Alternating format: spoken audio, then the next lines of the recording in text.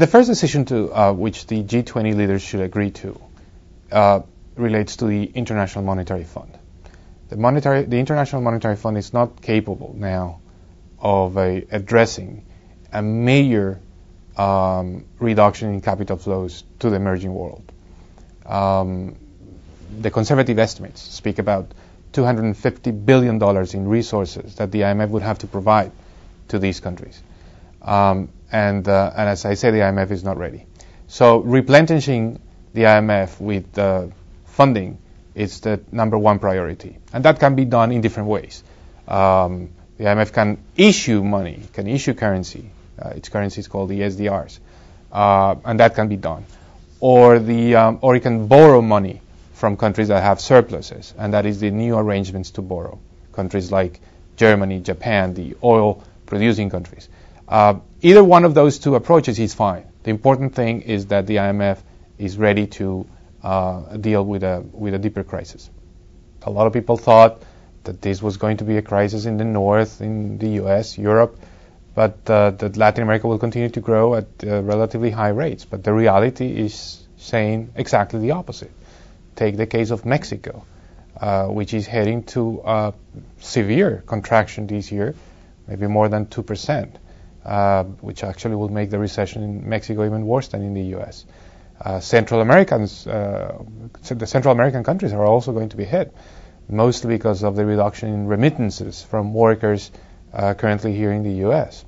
And for the whole region in general, it's an issue of reduced export volumes and also lower export prices. Much of the commodities that are produced in Latin America are showing dramatic declines in terms of its prices in the international markets. Well, first, it's fortunate that this time around, this crisis has been able to be mitigated somewhat by the reduction in interest rates in Latin America. And that is very good. 10 years ago, when Latin America had another crisis, central banks were not able to lower interest rates, and in fact they increased interest rates. So this is a good aspect. But the reduction in interest rates, which has been impressive, it's not going to be the silver bullet that will allow these economies to keep growing.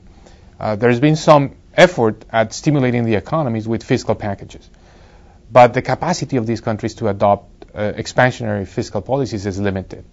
The only country that has been able to basically adopt a large package is Chile. The other countries are basically doing fiscal stimulus, but not to the extent that it was recommended by the International Monetary Fund. So there are limitations to the capacity of these countries to undertake fiscal stimulus packages. What else can they do? I think the most important that these countries continue having access to capital flows. If this crisis were to be matched also by a significant outflow of capital from the region, that would be basically a sign of a deep recession in the region. So we have to make sure that the multilateral banks, like the World Bank, the Inter-American Development Banks, continue lending to the region in very large and significant amounts.